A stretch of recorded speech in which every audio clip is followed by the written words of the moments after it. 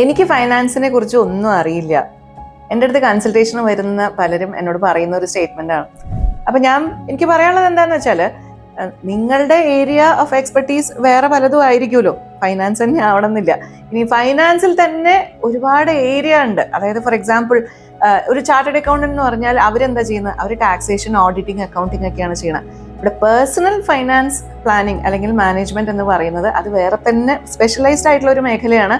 അതിൻ്റെ ഒരു ക്വാളിഫിക്കേഷൻ ആണ് എനിക്കുള്ളത്, സർട്ടിഫൈഡ് ഫിനാൻഷ്യൽ പ്ലാനർ അല്ലെങ്കിൽ CFP എന്ന് പറയും.